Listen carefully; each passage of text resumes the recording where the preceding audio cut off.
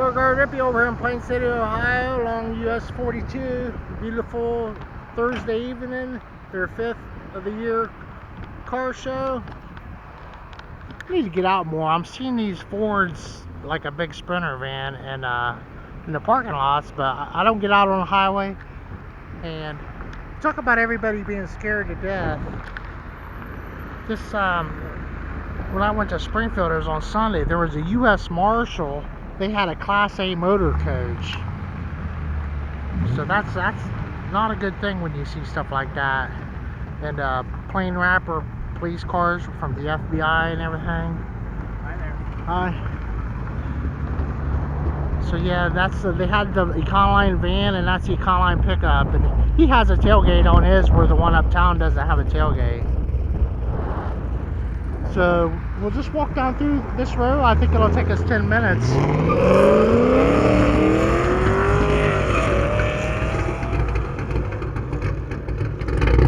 Beautiful Cadillac here with the Canon filtration upgrade.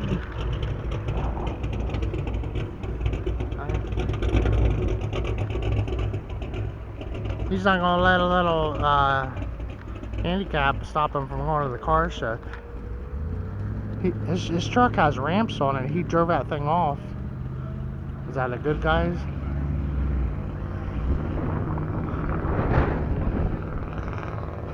That one almost has like a Harley combination color scheme like Harley had. I think this is real. I don't know why someone would put that on there. See, there's a plain cop looking one without a license plate even. Very incognito, but this is it says 1996. Indianapolis 500.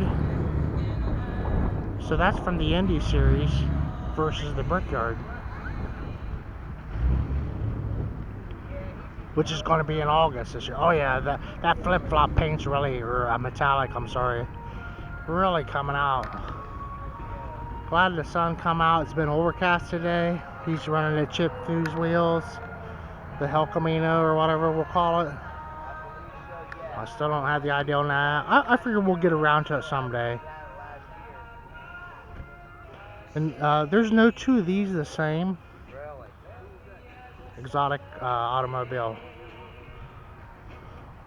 The Pontiac Ventura, sister to the Nova.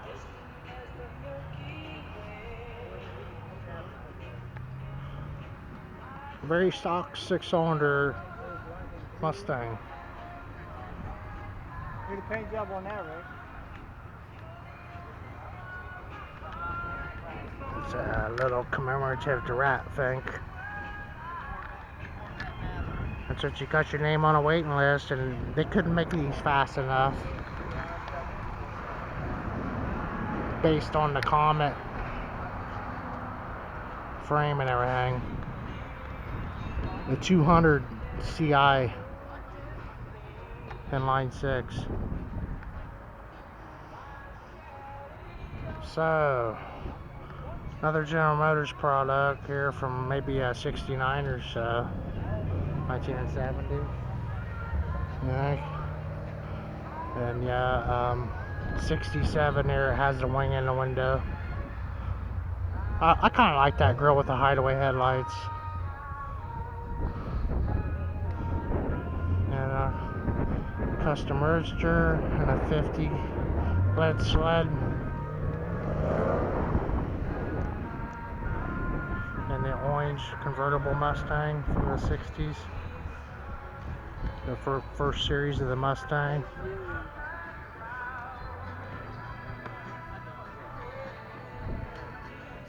Okay, this we walked by this the other day. It says Chattanooga on the original sales thing, which could have put anything on, but this has a turbo engine in it, so it's really odd because it's a convertible and all that with a turbo, and there was a name for that. Spider, 150 horse, and so it's an air-cooled engine. And there's an oil line going to the turbo, so the bearing's oil cooled.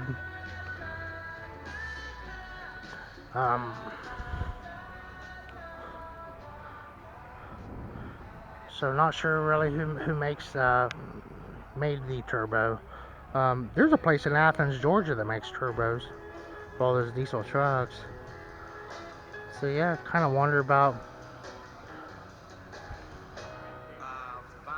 what makes that guy tick, you know. And who would want it, you know? There's kind of a wild idea.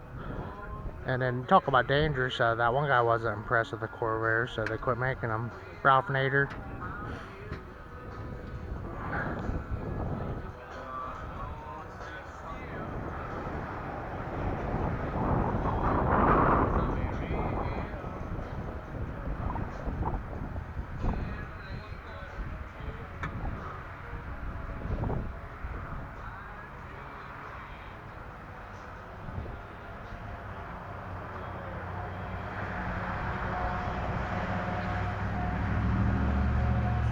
So this it's a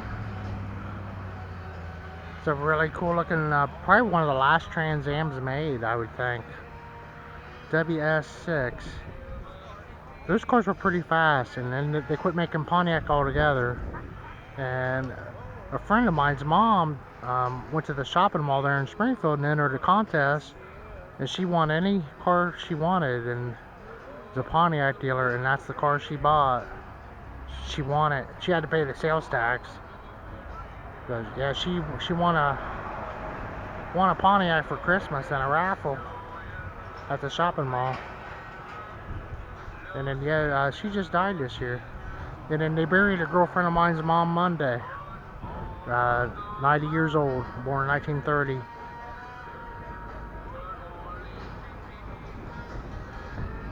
So yeah, you can see what Pontiac was offering there. It's 155 mile an hour speedometer.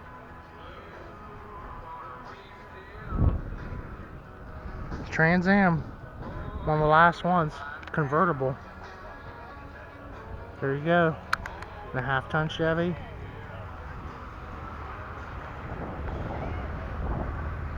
The Hellcat. Okay, I wonder what the production numbers were on this guy. So here's a black one. We've seen a red one. I've seen a yellow. And man, you talk about excited. A girlfriend of mine bought one of these, had it special ordered, and but I thought when it came, it didn't look like it did in the magazine. I don't know.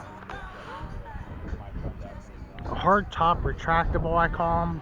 It's a convertible hard top. It does have like a pickup bed on it. I suppose that was factory. SSR.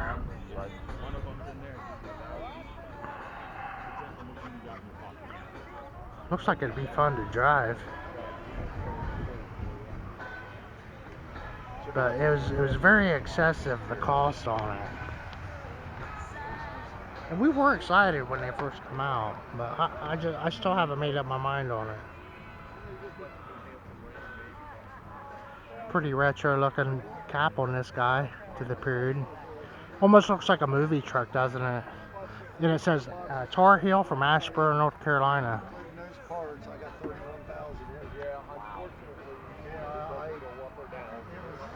And then the Canadians, they all had their versions of aftermarket parts. I don't even think Chevy offered a bumper on that truck. Everything was aftermarket. This car is a kit car here, out of fiberglass. Had a 5,000 watts. A one-piece windshield. Willie's kit car.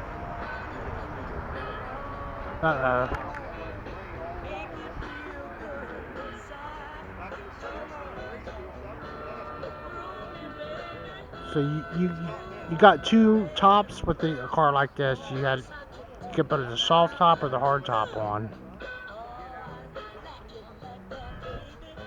Beautiful, shining silver. Yeah, nice job. I don't know where you go to get your chrome work done anymore, because there's chemicals involved, and the EPA cracked down on that so badly. The to dispose of it or anything. Even your paint, we're using water-based paint today. It dries in an hour. It's just a whole different animal. I had one of these once. Mine was a GT. It was I think a guy gave it to me. It was about a deal like that.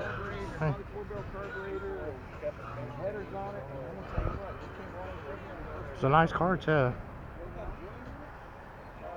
Didn't have any trouble selling it because see, this is a Chrysler, and a lot of the reason why Scotty Kilmer doesn't like the minivans, Chrysler had a way of making them hard to work on, and you couldn't make any money working on a Chrysler because you had to have some special wrench at the end to get the part off. But even Chevy had some pretty cool bucket seats at the time. Yeah.